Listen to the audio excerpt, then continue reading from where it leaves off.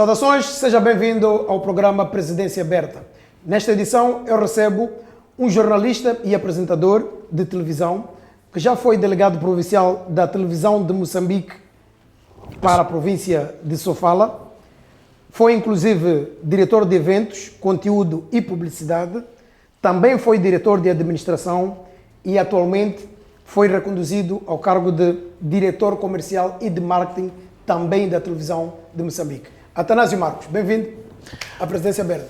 Muito obrigado, Emerson Miranda, pelo convite. É sempre um privilégio, uma honra, depois de termos sido colega na televisão Soico, portanto STV. Portanto, para mim é uma grande honra e privilégio e desejar de muito sucesso e os meus parabéns por aquilo que tens feito enquanto comunicador. Este programa em que hoje tomo parte é prova inequívoca de que és verdadeiramente um grande comunicador e tens os meus parabéns e continuas a trilhar por esse caminho. Muito obrigado. É difícil estar desse lado, não é? Muitas vezes é, mas estou mais confortável porque estou a falar com alguém que já nos conhecemos há muito tempo e isso deixa alguma tranquilidade. Atanásio, como é que tu entras para o jornalismo? Olha, esta é uma história muito interessante. Eu, na realidade, começo na Rádio Moçambique, em Sofala, através de um programa jovem que era produzido por um jornalista que já é falecido, Deus o tenha, Amílcar Kassam. Portanto, ele era jornalista no emissor provincial de Sofala, fazia um programa jovem. Portanto, eu participava desse programa, indo apresentar notícias da escola. Sempre mesmo sempre focado na informação. Eu reportava os eventos que ocorriam, desportivos culturais nas escolas. E, portanto, então essa foi a minha porta de entrada e depois é criada a Rádio Cidade, na cidade da Beira, no ano 2000. Então eu integro, tempos depois, os quadros que criaram a Rádio Cidade da Beira e dali torno-me repórter. E foi essa a minha caminhada até ir dar à televisão. Mas a minha escola, verdadeiramente, é a escola da Rádio Moçambique. Muita gente, quando olha para o Atanásio, diz o Atanásio que veio da STV. Como é que o Atanásio chega ao Grupo Soico? Olha, essa também é uma história interessante, que eu saí da Beira com o propósito de vir continuar a estudar em Maputo, mas também levava comigo a vontade e o desejo de materializar este sonho de me tornar jornalista. E a capital do país sempre se colocava como um espaço privilegiado para o desenvolvimento da minha carreira. Portanto, como dizia na altura o Daniel David, que eu vim a Maputo em busca do Eldorado. É verdade, em parte. E estando eu na Rádio Cidade, em Maputo, Rádio Moçambique, identifiquei o canal Soico pelas abordagens que trazia a STV, os assuntos, de forma aguerrida que faziam as reportagens. E eu me identifiquei com o canal e fui em busca desta oportunidade, através de um colega meu que é jornalista na Rádio Moçambique, jornalista desportivo, Eliseu Mozinho. Portanto, ele faz-me este sinal, fui ter com o Jeremias Langa. Mas é uma história inusitada que, contada aqui, levaríamos o dia todo. Mas o importante é que foi pela porta, foi pelas mãos do Jeremias Langa que eu entro na STV e cresci lá. Deixe-me dizer que, para mim, a Soico também foi uma escola do ponto de vista de televisão. Portanto, aprendi bastante e cresci. E hoje sou essa figura no domínio de comunicação social, mercê também dessas abordagens que eu aprendi na Soico. E qual foi o principal motivo que o levou a sair do Grupo Soico para a televisão de Moçambique? Olha, qualquer um de nós, como profissional, tem sonhos, almeja crescer. E a televisão de Moçambique sempre se colocou, e até hoje, acredito muitos que estão nos órgãos privados, sonham, almejam ir para um órgão público. Do ponto de vista da construção e da carreira, a televisão de Moçambique, quanto a mim, foi sempre um órgão que eu achei que devia apostar para a materialização desta minha carreira, e não me arrependo, obviamente, reconhecendo sem o desprimor do papel que a Soico, a STV em particular, desempenhou para a minha formação, quer do ponto de vista profissional, mas também académica, porque depois beneficiei de uma bolsa de estudo financiada pela STV, Soico, Daniel David, agradeço neste momento, de modo que a televisão foi esse trampolim, não diria, não, foi esse desejo de crescer na carreira e me tornar referência do ponto de vista de apresentação de telejornal, mas também do próprio jornalismo propriamente dito. Exatamente. Outra das coisas que não foge quando se fala de Atanásio Marcos é em relação ao empreendedorismo. Pode-nos contar aqui o teu percurso a nível de empreendedorismo? Como é que tu decides entrar e abraçar esta área? E qual foi o primeiro empreendimento, já agora? Olha, Miranda, se recorda. olha, eu mexo com muitas coisas. Tem que ver muito com este meu lado de algum inconformismo, mas não só, mas também a vontade de buscar outras fontes de renda para suprir aquilo que são as minhas necessidades e até, por que não, dar oportunidade também, porque quando construímos uma empresa ou fazemos um projeto, contamos em empregar pessoas também. Não é só uma satisfação individual do ponto de vista de quem cria a iniciativa, mas também é uma oportunidade de empregar outros jovens, outros moçambicanos que buscam uma oportunidade de emprego e contribuir para o projeto. Então, é neste âmbito que eu decido embarcar para o lado do empreendedorismo. Eu olho o empreendedorismo como uma solução de um problema identificado. Empreender é isso. Tu traz a solução para uma situação que se vive numa comunidade. Mas aqui eu iria dizer comerciante, um indivíduo que cria um empreendimento, uma loja, um restaurante, como é o meu caso. Portanto, eu iniciei na Beira. Portanto, estive também na área da restauração? Na área da restauração. Portanto, havia lá um espaço na Beira. Para quem é da Beira, conhece um espaço chamado Ciavuma, que é lá no meu bairro Mataquane. Para quem é da Beira, conhece Mataquane, é um bairro como Malhangalém. Então, foi lá onde eu iniciei. Foi uma experiência interessante, mas foi desafiante porque eu, estando a morar em Maputo, criar um empreendimento dessa dimensão, sobretudo a restauração, que exige muito do dono, da presença, quer de gestão e controle, não fui sucedido tanto nesta primeira experiência, mas ficaram as lições do ponto de vista de como é que se gera um empreendimento desta dimensão e não parei por aí. Aqui em Maputo, portanto, criei, passa a publicidade, depois me mando já a fatura. Criei o Muchachos, que é um restaurante que em primeiro momento estava na Baixa da cidade, na Sabor Michel, agora está na cidade da Matola, portanto, na perspectiva de encontrar outros mercados, outro ambiente. E creio que vai funcionar, até porque tenho tido uma clientela que ajuda a manter e tem perspectivas de crescimento do negócio. Atanásio, quantos trabalhadores mais ou menos emprega? Olha, mais ou menos. Tem uma variação, não é? Portanto, estou neste momento em torno de 20 trabalhadores. E a nível percentual dos jovens? É o grosso, é a maioria. A maioria são jovens? São jovens, então, de modo que o jovem é aguerrido, o jovem gosta de se desafiar.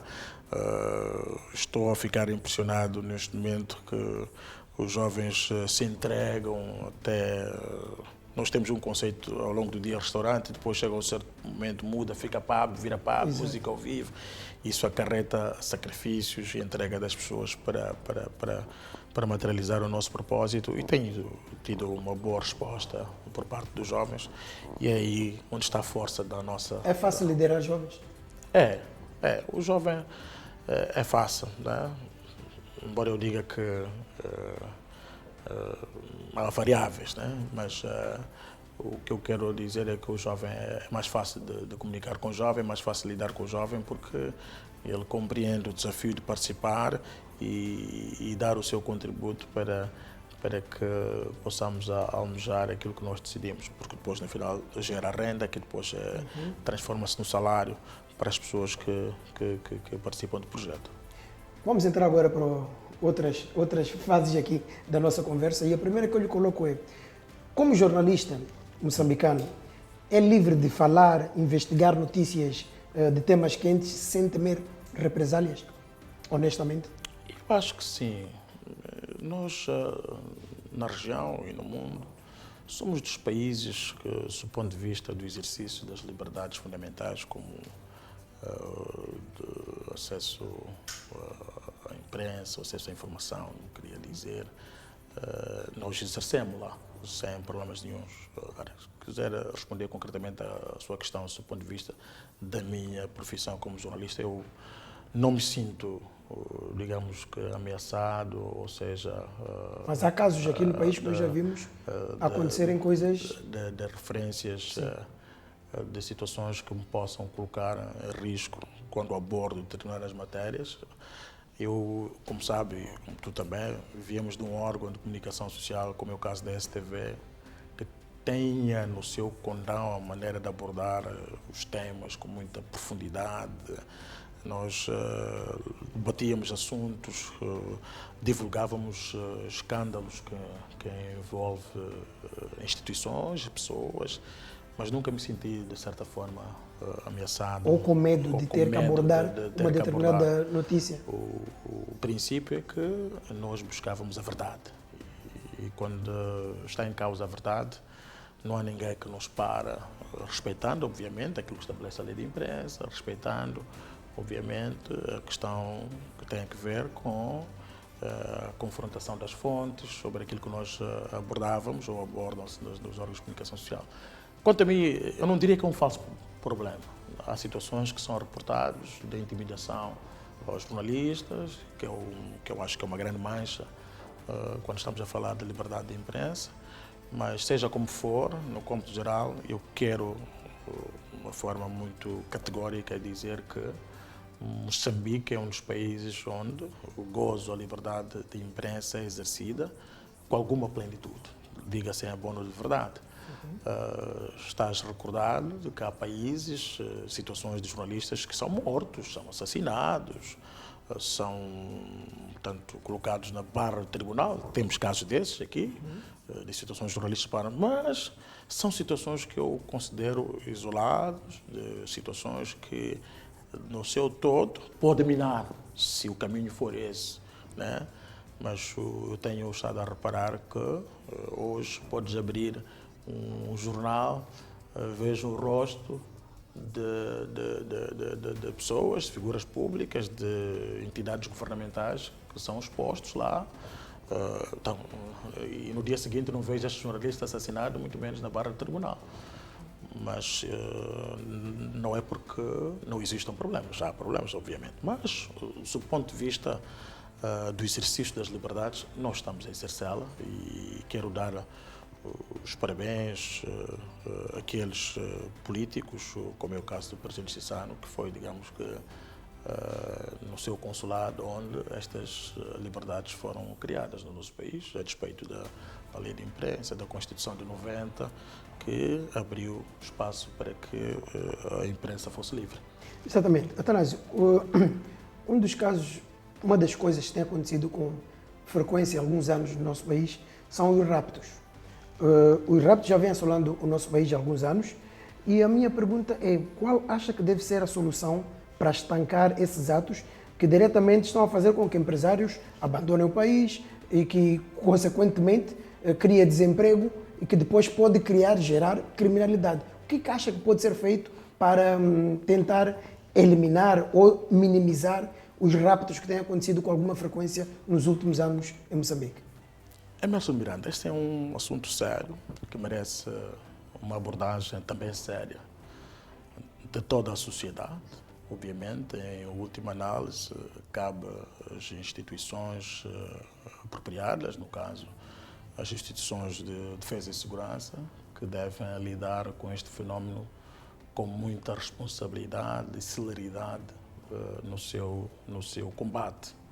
É preciso que o Estado moçambicano compreenda de uma vez por todas que para lá da questão ligada aos investimentos que fez referência, que é a consequência, está em causa a vida dos cidadãos moçambicanos, seja ela de que origem for, que estão sendo colocadas em causa estas vidas a troco de dinheiro, porque constatamos que o rapto visa, enfim, o último, digamos, desculpa a repetição, que é o resgate. Portanto, e esse modus operandi tem vindo a ganhar terreno, embora reconheça aqui o esforço das autoridades judiciais em condenar as pessoas que estão envolvidas neste tipo, mas eu penso que ainda é pouco aquilo que está a ser feito para o que é que acha que pode ser feito? Para estancar este mal que tende a enraizar-se na nossa sociedade. Antes de ir, eu chegarei aí. Sim. Eu penso que há um esforço que está a ser feito, embora tenha sido ventilada a criação desta unidade antirrapto, mas ainda não tem sido eficaz as abordagens que tem feito, porque nos últimos dias, ainda há pouco, nós registramos com apreensão estes raptos e o que mais torna gritante é que ela ocorre à luz do dia. Portanto, tendo um nível de patrulhamento, se reparares, nós temos hoje a polícia de proximidade, quer dizer, o policiamento de proximidade, temos em qualquer esquina, nem isso serve de elemento dissuasor para aqueles que, digamos, investem nesse tipo de crimes. Portanto, eu acho que é um assunto que tem que ser repensado. E preocupa mais ainda quando são reportadas situações que têm que ver com o envolvimento de agentes da Polícia da República de Moçambique ou outros níveis, que, quanto a mim, deviam ser essas pessoas responsáveis pela garantia da segurança e tranquilidade públicas.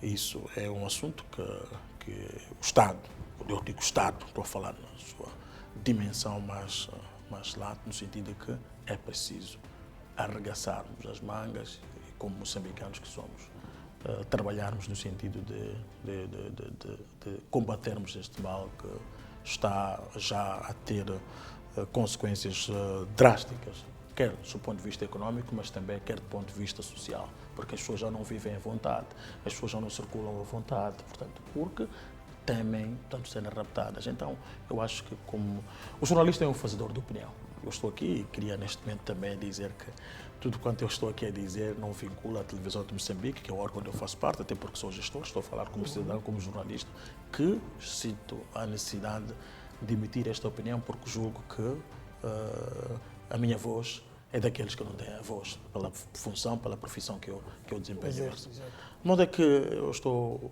confiante nas autoridades, apesar essa percepção que há de não estar a ser feito algo com algum vigor que era necessário, dadas as consequências que este tipo legal de crime está a ocorrer no nosso país. É preciso, efetivamente, que haja uma ação enérgica para combater este fenómeno. Disse muito bem na sua colocação que temos registrado empresários, empresas que estão a encerrar no nosso país porque os seus proprietários, os seus donos estão, digamos, a abandonar o país em busca de lugares seguros. E Moçambique foi conhecido no Concerto das Nações como um país seguro para viver. Então, esta imagem que nós projetamos está sendo posta em causa por um grupo de criminosos, uma rede de criminosos, porque isso configura-se num sindicato do crime que tem ramificações do ponto de vista regional e internacional. Portanto, é preciso fazer uma combinação e buscar sinergias a nível regional e internacional de como combater. Há países que já viveram estes fenómenos, mas a ação enérgica do Estado, a vontade política daqueles que decidem. Eu acho que o crime de rapto devia ser penalizado de forma exemplar para desencorajar. Porque hoje, Emerson, deixe-me dizer-te que as pessoas procuram filhos ou familiares daqueles que têm as suas posses conhecidas ou têm pessoas que conhecem, são empresários. Mas amanhã vão buscar filhos de um pacato cidadão como Atanásio. Vamos começar aqui a ter pessoas a serem raptadas por 50 mil meticais, por 100 mil meticais. E o que é que acha que pode ser feito? Então, eu gostava de ouvir a sua opinião, como sendo alguém que vivencia, como qualquer outro moçambicano, deve ter uma opinião em relação a como ajudar a mudar este cenário que tem acontecido e que já começa a tornar-se frequente no nosso país. Porque primeiro nós precisamos de conhecer... Que há pouco tempo tivemos até situações muito próximas, de espaço de 2 dias, tentativas de rapto. Primeiro nós temos que começar a combater isso de forma enérgica. Como? As instituições de defesa e segurança, a polícia, o CERNIC, enfim, Acha que existe um esquema? Devem investigar. Eu não falaria em esquemas. o crime tem que ser visto como um fenómeno social, buscar as suas ramificações, conhecer os tribunais, têm que condenar, mas nós não conhecemos os seus mandantes. É por isso que eu estou a perguntar. Nós não quais conhecemos seriam os seus soluções? mandantes. As soluções temos que começar a conhecer quem são os mandantes. Se há julgamento, há condenação, quem são os seus mandantes? Quem Até agora já houve alguns julgamentos? Não conheço quem são os mandantes. Nós não conhecemos. Já os julgamentos, já houve julgamentos envolvendo até pessoas ligadas à polícia, já houve julgamentos. Mas queremos conhecer quem são os seus mandantes, o que é que acontece com os mandantes. Tá Porque bom. muitas vezes o que acontece é que os que são levados agora ao tribunal são os operativos. Mas quem os mandou para operar? Então, aí é que está, começa também. É importante que a gente conheça quem são os seus mandatos, combatê-los e levá-los também à justiça. Mas como chegar Outra a questão, esses mandatos? temos que comentar o nível de vigilância na nossa comunidade. Por parte de quem? Nós, os Do cidadãos. próprio cidadão? O cidadão, temos que comentar o nível de vigilância. Quem é o nosso vizinho, o que é que o nosso vizinho faz? Não é para a devassa da vida alheia, não quero me meter na sua vida. Mas quando estamos a falar de vigilância, que nós temos que sabermos, nós vivemos em comunidade, em ambientes. Hoje, quem aluga casa para tornar cativeiro é um amigo nosso, é um primo, é um familiar, como de resto acompanhamos na Matola, na zona de Tchumeno, onde foi identificada uma casa que servia de esconderijo. Aquilo é uma casa que pertence a alguém. Então, todos nós, de certa forma, estamos envolvidos nisso. Então, é preciso que haja uma coragem para denunciarmos quem são essas pessoas que fazem. Porque também para a polícia atuar é preciso que tenha informação, né? Mas eu acho que, como Estado, há condições, eu digo, há condições para nós estancarmos. Então não está-se a estancar por quê? Por má vontade? Eu não falaria de má vontade. É uma questão, é uma correlação de forças, há sinergias que precisam ser adotadas para que esse combate se efetive, né? Porque hoje, provavelmente, não estamos em posição que estamos como dirigentes, amanhã não estaremos nessas posições. E se deixarmos perpetuar o rapto, amanhã as pessoas vão se virar contra nós, né? Então eu acho que é importante que percebamos de uma vez por todas que é Moçambique que está em causa. É a nossa cidade, é o nosso bairro, é a nossa província que está em causa, né? E se repararmos, as estatísticas mostram que a cidade capital do país é o centro, é o palco desse tipo de crime. Sem descurar Sofala, mas tu não entras em Nampula para fazer esse tipo de coisa, de qualquer maneira, derrotar as pessoas, não.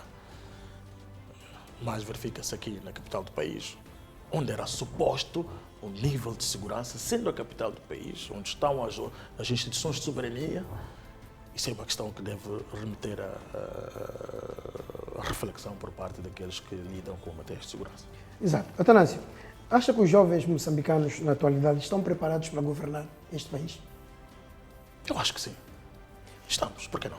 Pode dar exemplo de alguns jovens que ainda não governaram, que não estão no governo, mas que poderiam dar bons governantes? Quando está a falar de governantes, está a falar de ser membro do governo? Sim. Eu acho que a preocupação dos jovens não devia ser preocupar-se...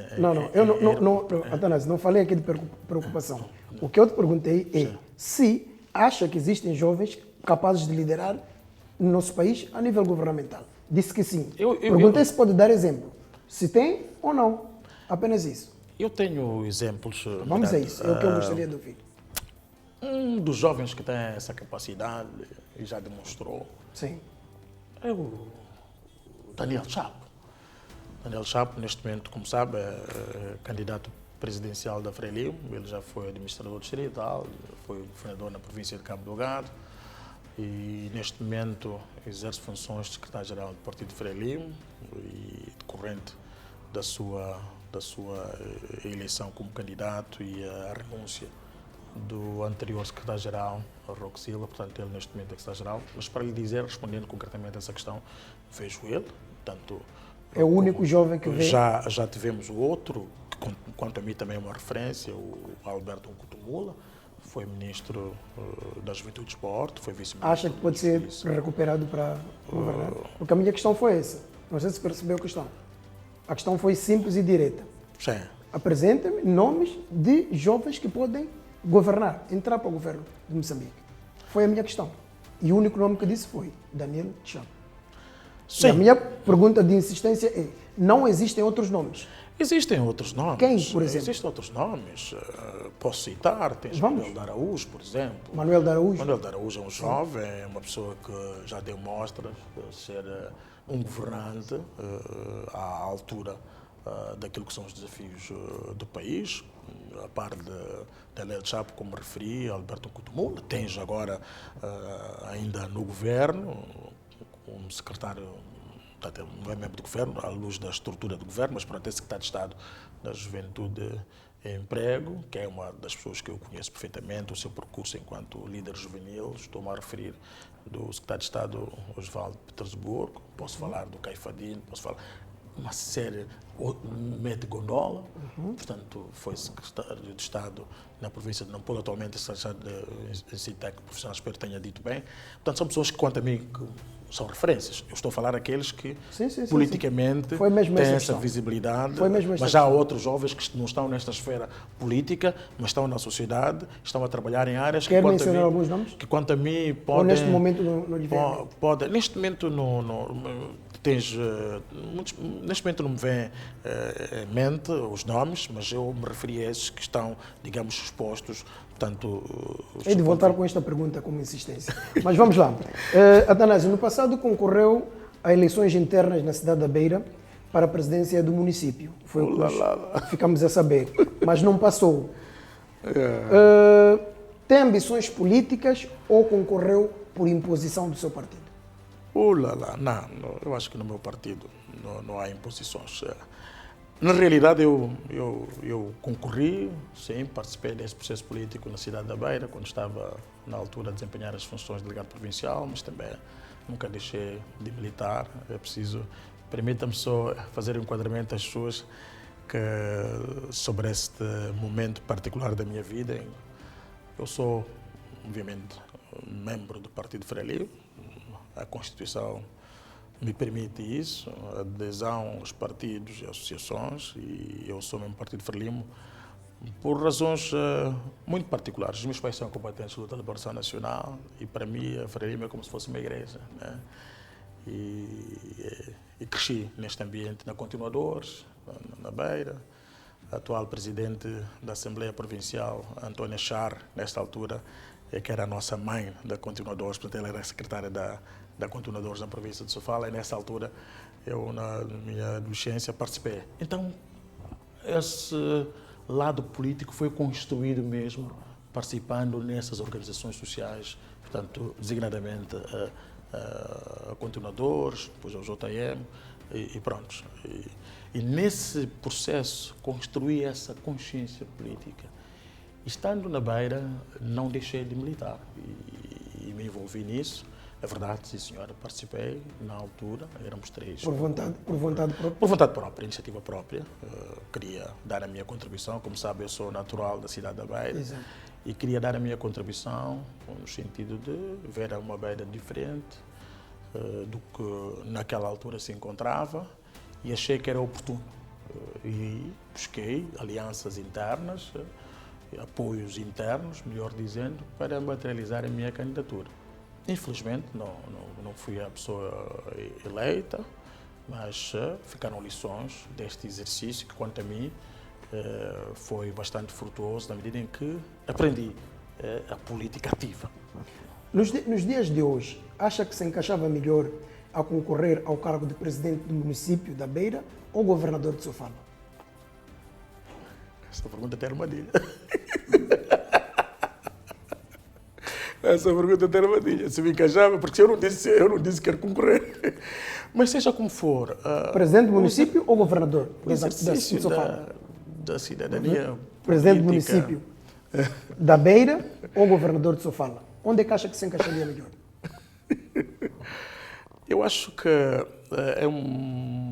é uma questão por ponderar, na medida em que volto a insistir, encontro-me neste momento a exercer outras funções que aqui é uma acho suposição. Que neste momento é uma suposição, estou melhor preparado para continuar a dirigir a área em que eu estou a trabalhar.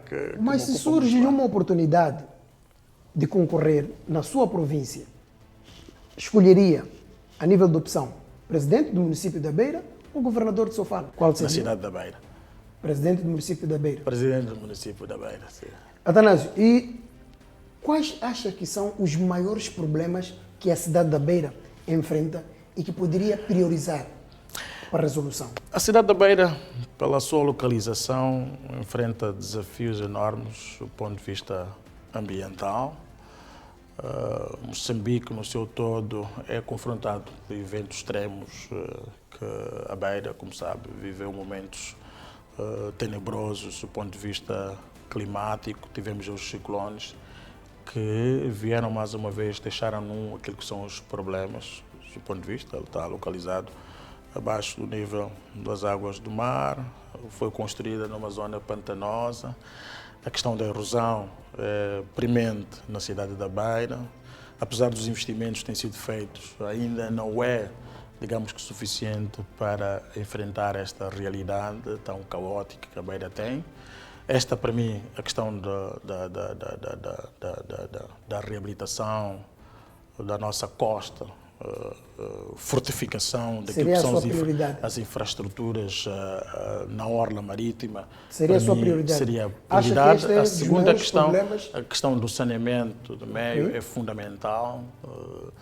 A Beira tem a característica que tem, os assentamentos urbanos, a forma como nós estamos a ordenar a cidade da Beira neste momento preocupa-me bastante, porque não é só parcelar terrenos ou atribuir terrenos à população, é uma série de coisas que é preciso fazer, a questão dos arruamentos, a questão das infraestruturas sociais que para darem suporte, uma centralidade urbana, estas questões todas, a questão da segurança, a questão da iluminação, e para mim é fundamental o aproveitamento daquilo que pode ser a contribuição, porque a Beira, do ponto de vista de infraestrutura, temos infraestrutura ferroportuária, o porto.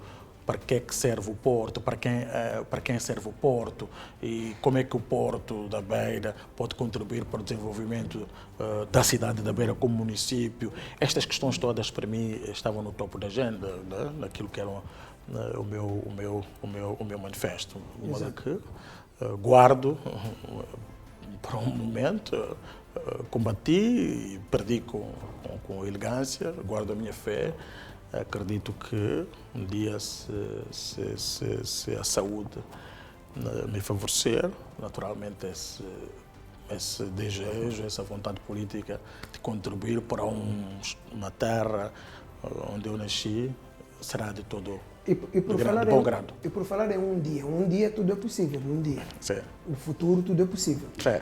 Se por acaso chegasse ao cargo de Presidente da República, em algum dia, nesse tal um dia, nomearia alguém da oposição para o seu governo? Eu costumo dizer que Moçambique é e todos são moçambicanos. E a partir do momento em que esse elemento da oposição é moçambicano, para mim não há distinção do ponto de vista de cargos, né? E se esse elemento da oposição representar uma mais-valia para esse governo hipotético que eu possa dirigir um dia, não teria qualquer impedimento e não hesitaria seguramente em convidar este elemento da oposição. Nós temos de desmistificar essa ideia da oposição, né? O que é oposição, o que é que visa a oposição. Tem que ressalvar é que somos todos moçambicanos. A primeira coisa que isso não podemos perder de vista é que somos todos moçambicanos. Podemos divergir do ponto de vista político, ideológico, mas que no final do dia este partido da oposição também luta por um propósito, que é de tornar Moçambique melhor. Eu acho que esse é o fundamento da política, né? Servir. Então, se efetivamente ele é um político, quer servir. E se quer servir, se eu constatar que é um político com competência, com ideias que possam ajudar a construir um Moçambique cada vez melhor, eu acho que vale a pena. Acredito que um dos nomes já que mencionou, Manuel de Araújo, sim, por exemplo. Sim. Porque o conheço perfeitamente. E sabe que seria um bom dirigente. Conheço as suas ideias, é um bom político. Podemos divergir e discutir sobre o que é bom ou não é bom, mas eu gosto muito das suas ideias, né? Das suas ideias. Agora, como é que depois se materializam as ideias é uma questão. Essa é uma conversa para outra. Mas quais seriam as prioridades do presidente Atanásio Marcos para um Moçambique na forma como se encontra atualmente? Quais serão as prioridades? Falaste com o seu avô, que é você presidente. Pode até ser aqui uma premonição. Quais serão as prioridades para um Moçambique como se encontra atualmente? De forma rápida. Eu acho que... o que é que priorizava? Eu acho que, pela minha experiência como jornalista, por aquilo que eu tenho estado a ver, a visão que eu tenho do meu país é que nós precisamos de prestar maior atenção às áreas sociais, né? Que é aí onde notamos que continuamos a não fazer muito. Eu quero me referir à área da saúde, à área da educação, à área de infraestruturas, a segurança. Para mim é fundamental. Não se pode conceber que ao fim de quase 50 anos da independência não tenhamos um sistema de saúde ao nível daquilo que são os anseios, as necessidades do povo. Mas também, por um lado, é preciso reconhecer aquilo que são as capacidades do país, mas se calhar, quando melhor planificadas, aquilo que são as nossas ações orientadas para este lado, porque também não tenhamos a ilusão de fazer tudo. Não tenhamos a ilusão de fazer Atanásio, tudo. eu acho que estás aqui a fazer uma leitura de fora para dentro. A minha questão é o contrário. Eu quero que faças de dentro para fora. Eu, Atanásio, que está como presidente da República, quais seriam as suas prioridades para este Moçambique?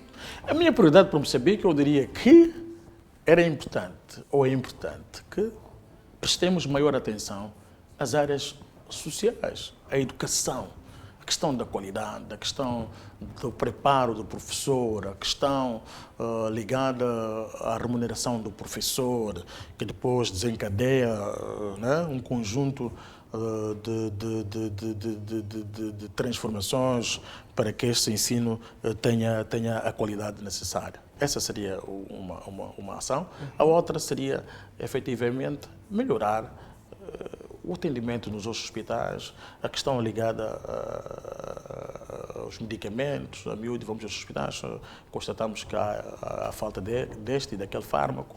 Enfim, eu penso que isso é que devia preocupar um governante quando está àquele nível, que quando acorda de manhã tem a sua população com saúde. Portanto, esta é que é a grande preocupação. Depois isso gera as questões, as tais revoltas sociais que nós vemos, decorrente mesmo desta insatisfação por falta de medicamento, porque o professor não recebeu as horas extras, ou porque não temos a situação da segurança organizada, porque, enfim. Então, são essas situações que penso que devíamos prestar maior atenção, sem o desprimor de outras áreas, naturalmente. Então, vou já pegar, vou fazer a deixa daquilo que... Permita-me. Fica à vontade. Daquilo que abordou agora, eu quero lhe colocar uma questão muito direta. Que solução é que acha mais viável neste momento e a curto prazo para as constantes greves no setor da saúde? Foi um setor que tocou por mais de 2 vezes quando esteve a responder à questão anterior.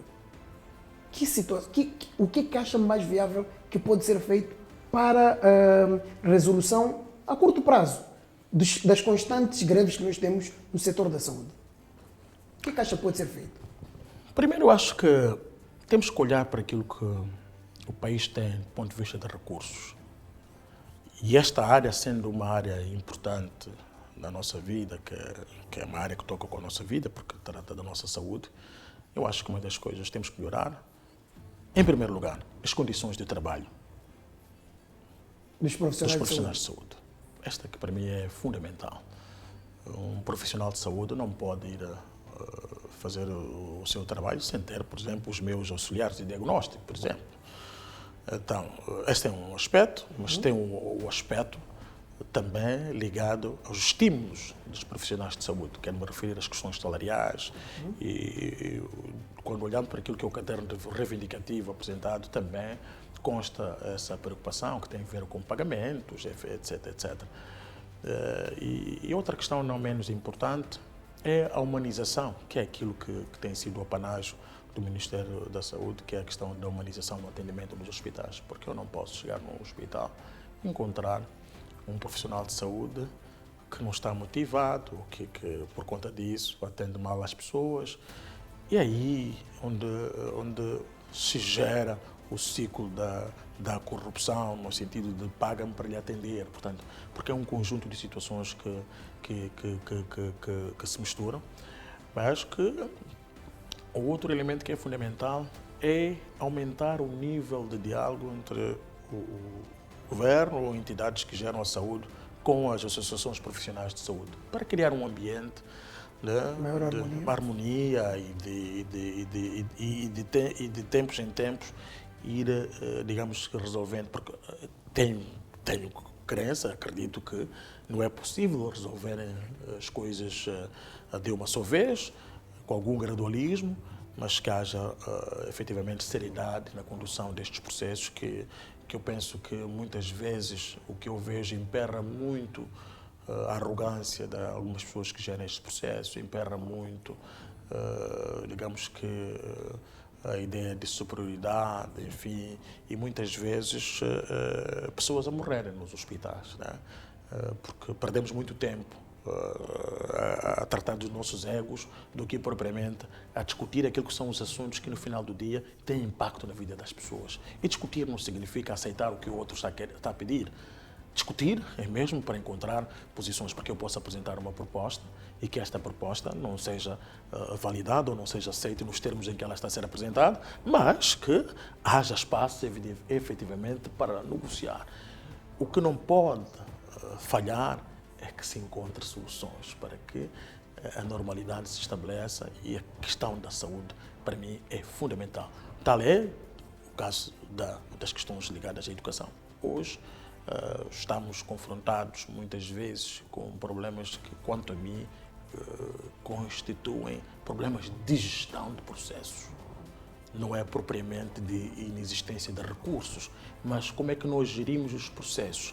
Será que a solução é esta? Vamos continuamente a pagar as horas extras? Como é que nós resolvemos os problemas das horas extras? Contratamos mais professores ou achamos que a continuidade de pagamento de horas extras resolve os problemas da falta de professores? Portanto, é uma questão de irmos amadurecendo e buscando experiências de outros países, como é que estes países resolveram estes problemas. Exatamente. Em relação aos outros países, também faço já duas questões relativamente à questão dos transportes, porque conseguimos perceber que é um problema seríssimo nas grandes cidades de Moçambique e não só. E o outro problema que apoquenta ainda mais a juventude é a questão da habitação.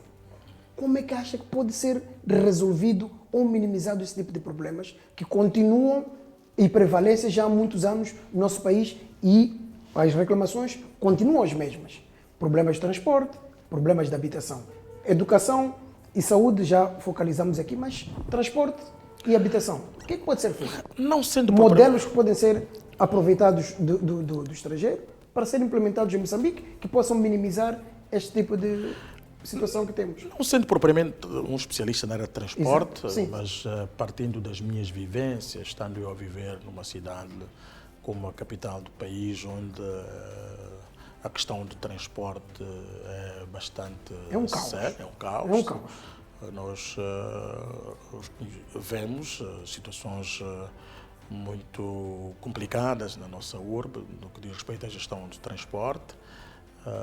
É preciso reconhecer, efetivamente, há um esforço do governo na compra de autocarros que depois são colocados à disposição de associações que se constituem para gerir o sistema de transporte, e não só os transportes públicos urbanos de Maputo.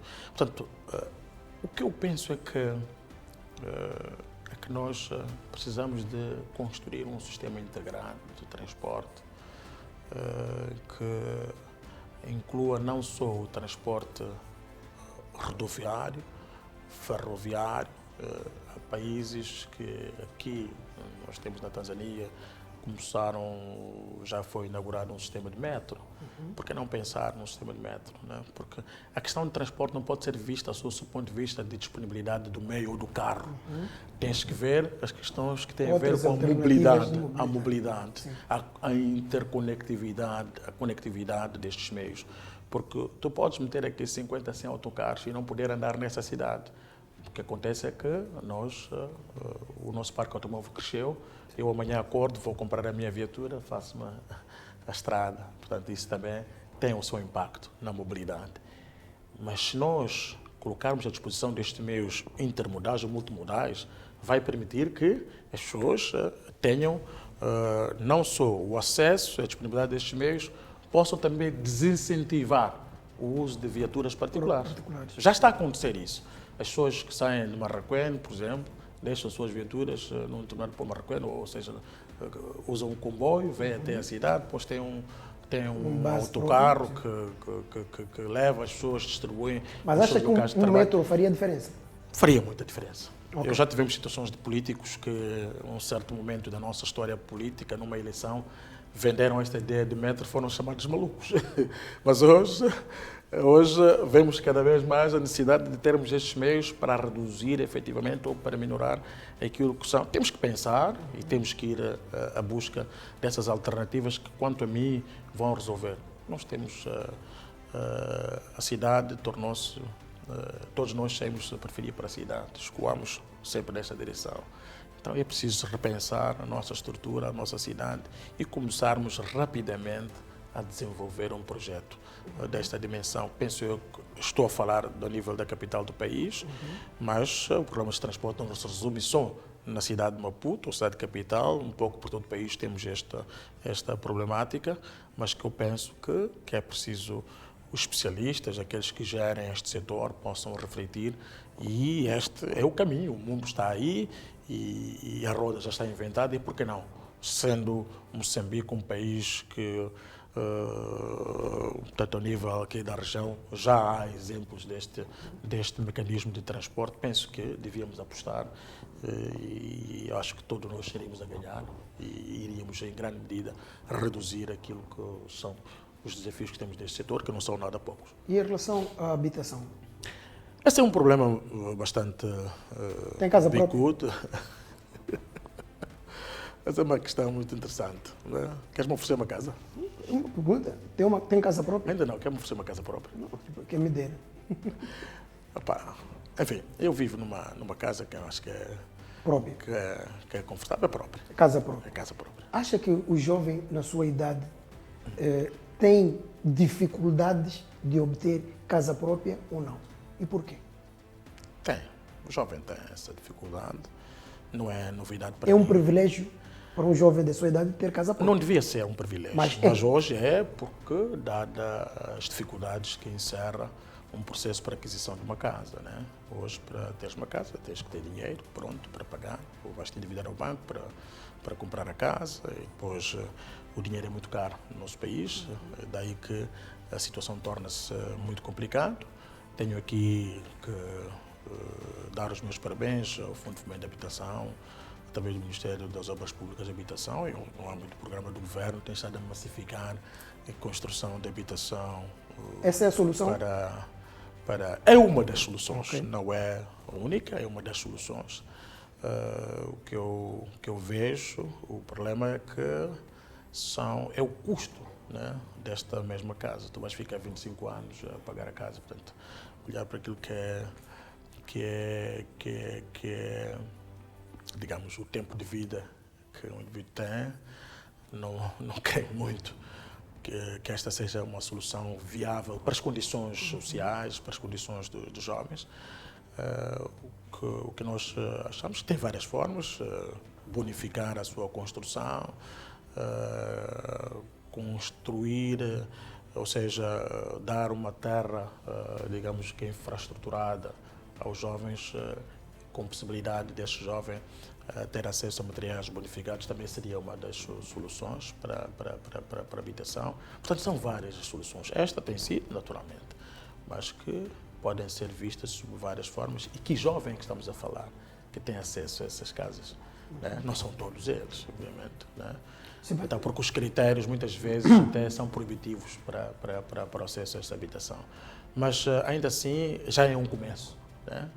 Esse projeto de massificação da habitação tem estado a ocorrer não só ao nível da capital do país, vemos recentemente o chefe de Estado inaugurou na província de Cabo Delgado, tem vindo outras iniciativas, portanto, eu penso que é de continuar e de enaltecer este esforço, embora ainda seja uma gota no oceano, mas já é um bom princípio quando temos a continuidade desse tipo de iniciativas no nosso país. O importante é que se invista mais, dê mais recursos ao Fundo de Fomento de Habitação para que efetivamente possa continuar a replicar esses modelos noutras regiões do nosso país para que mais jovens possam ter acesso. Exatamente. Atanásio, qual é a sua principal referência a nível da política em Moçambique? Ulala, tenho muitas referências. Fica à vontade. Abra o campo. Olha, uma das grandes referências para mim é o presidente Samara Moses Machel. Sem sombra de dúvidas, o presidente Chissano, Armando Emílio Guebuza, para mim tem uma grande significância para mim em particular. Conheço as suas ideias, um nacionalista convicto. São as pessoas que me inspiram, mas... Na política são as pessoas que me inspiram. São as pessoas que me inspiram. Fique por aí. Eu só queria ouvir esta resposta. Perdão, vamos à próxima pergunta. Qual é o presidente moçambicano que mais lhe marcou? Agora pode justificar por quê. Olha, presidente moçambicano. Para mim, é sem dúvida o presidente Samara Moses Machel. Embora eu, na altura, eu fosse, digamos que adolescente. E mesmo assim é o único? Continuo por aquilo que li, por aquilo que eu vi e vi. Para mim, continua a ser o único presidente de Moçambique que mais lhe marcou. Que muito me marcou, pelo seu contexto. Temos de situá-lo, né? Temos de situar Samara Machel no seu contexto, no seu momento. E quer dizer, a vida, o papel do presidente Samara Moses Machel é indissociável com a construção do Estado moçambicano, com os processos de libertação de Moçambique, daí que, quanto a mim, é um ícone, do ponto de vista daquilo que eram as ideias que ele defendia. Portanto, para mim, continua a ser uma referência. Gostem ou não dele, do ponto de vista de algumas ações que tenham sido feitas, mas eu consigo enquadrá-lo, na minha opinião, para mim. É o melhor presidente que Moçambique já Não queria entrar no campo de melhor ou não, mas eu enquadro... É o que mais lhe marcou. Mais me marcou. Mais me marcou. Tudo bem. Atanásio, se por alguma eventualidade fosse convidado para fazer parte como adido de imprensa para o próximo presidente da República, aceitava? Uma questão muito complicada. É assim, a pergunta é direta. Essa função de adido de imprensa, primeiro decorre de uma atividade que encerra, em primeiro momento, a confiança. Este é um cargo de confiança do Presidente da República e ele tem as prerrogativas que tem de indicar quem acha que reúne as condições do ponto de vista... Eu chego lá. Não, Atanásio está-nos a explicar o que é e como é que se chega ao cargo de adido de imprensa do Presidente da República. A questão foi simples. Se fosse convidado para ser adido de imprensa do próximo Presidente da República, aceitava ou não? É simples. É assim, obviamente ser adido de imprensa do Presidente da República é bastante prestigiante servir um chefe de Estado. Qualquer um de nós que tenha atingido a minha carreira, estou a falar de mais de 25 anos de jornalismo, como jornalista, ser convidado por um chefe de Estado para ser adido de imprensa é algo prestigiante, servir um chefe de Estado. E neste momento, se eu for convidado, eu saberei tomar as devidas decisões. Neste momento, como não fui convidado, então custa-me bastante eu dizer se aceitarei ou não. Mas seja como for... É uma suposição. Vamos supor que ele faça um convite. Seja como for, eu preferia esperar que o próximo chefe de Estado me convide para essas funções para eu responder se efetivamente aceitaria ou não. Mas o que eu quero sublinhar aqui, permita-me... Tem medo de assumir? O que eu quero sublinhar aqui, permita-me... Não Então. tenho medo. Permita-me sublinhar aqui com todo o respeito e amizade que temos, no sentido que servir um chefe de Estado é efetivamente uma atividade de grande responsabilidade, acima de tudo, de prestígio. Quem é que não quer ter responsabilidade? Quem é que não gostaria, obviamente, quem é que não quer ter prestígio, esse prestígio numa de sociedade? servir com responsabilidade, repito, com responsabilidade, o chefe de Estado, e de modo a que, se esse momento chegar e me for colocado, tudo é possível. Eu saberei, nesta altura, ajuizar se vale a pena ou não aceitar este Nem convite. precisa, porque já respondeu. Nem precisa, porque já respondeu. Mas tudo bem. Mas, a nível de aconselhamento, assim, o que é que acha que aconselharia, visto que vamos ter um Presidente da República novo, a entrar para um novo mandato? O que aconselharia, se tivesse a oportunidade de ser o tal adido de imprensa, o que aconselharia à primeira ao novo Presidente da República? Que tal se nós esperássemos que É qualquer jogo de futebol, há previsões. Há previsões em qualquer jogo de futebol, bem como fazem apostas até. Aposta. Um jogo de futebol. Isso não se trata de jogo de futebol, trata-se de algo. Estou a querer explicar que não tem alternativa. Yeah. Não é algo que nós podemos dizer, vamos fugir a isto ou vamos esperar que isto passe, porque vai acontecer. Olha, como sabem, as funções de um adido de imprensa estão descritas muito bem, mas a questão fundamental para mim, Sim, como moçambicano, vejo... que aconselharia logo o Presidente. Tenho estado a observar... Cada presidente tem o seu estilo. Sim. Porque, em última análise, o adido de imprensa é, na realidade, o assessor do Presidente da República para a área de comunicação, na relação que ele tem, não só com a mídia, mas também com a imagem do próprio chefe de Estado. E cada chefe tem o seu estilo. Mas uma das coisas que me preocupa é a forma como nós comunicamos, né? As narrativas que nós mandamos cá para fora, né?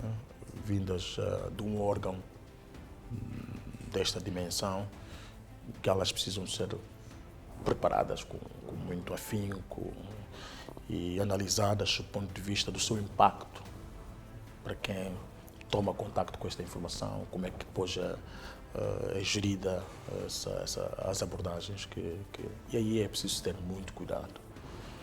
Um chefe de Estado não pode aparecer de qualquer maneira, né?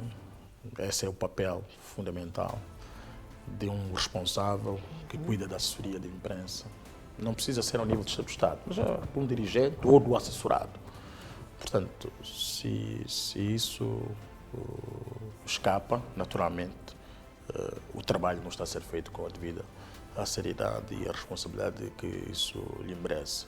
Então, a primeira grande recomendação é que se tome muito cuidado com as aparições, como é que aparece e como é que fala, o que diz, o que é que se pretende quando se fala, da forma como fala, como é que se gesticula, como é que, do ponto de vista da sua aparência, quando eu falo da aparência, falo da sua indumentária.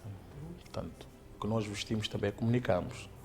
A linguagem também é transmitida por meio da roupa que a mensagem se pode passar. Então, esses são os elementos que nós penso que se tem de ter muito em conta para que a imagem de um estadista não seja beliscada. Portanto, mais alto magistrado.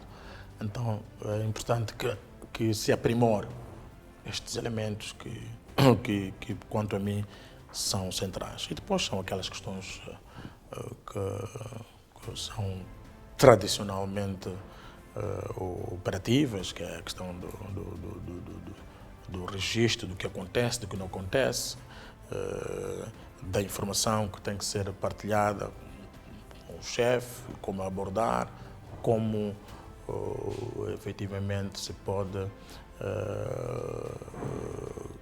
criar um momento em que presidente tenha umas abordagens. Enfim, é uma série de coisas, mas quanto a mim, estas questões que me referi inicialmente fazem toda a diferença naquilo que é o papel de uma assessoria da imprensa. Qual é o maior legado que gostaria de deixar como profissional? Olha, eu gostaria de inspirar a nova geração de comunicadores que tenho visto no meu país uma corrida, né? Muitas vezes queremos ser como Miranda, queremos ser como Atanásio e não sabemos o que é que encerra isso, queremos ser como Miranda, como Atanásio. Então eu espero que ser uma referência para aqueles que queiram abraçar esta profissão, estudem muito, leiam muito, aprendam todos os dias.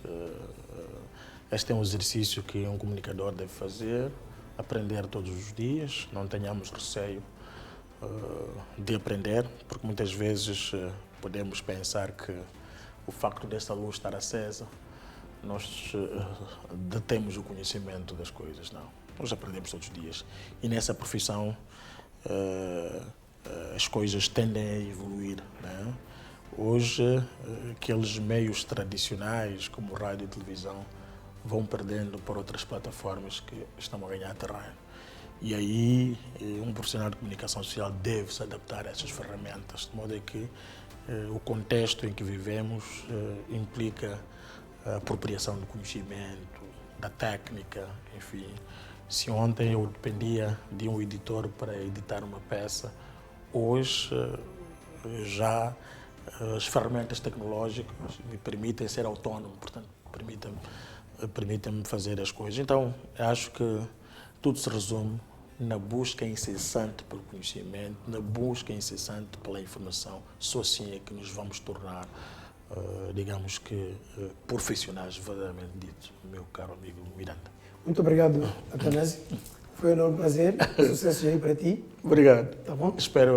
Quero agradecer as pessoas que dedicaram o seu tempo para nos acompanhar e muito obrigado, Miranda, que para si também, em particular, és uma referência, um jovem que eu sempre admirei, desde que integraste os quadros na STV, portanto, sempre foste um jovem bastante batalhador e sempre numa perspectiva de buscar a excelência. E tu és excelente, de modo que estou bastante feliz poder partilhar estes minutos contigo nesta entrevista.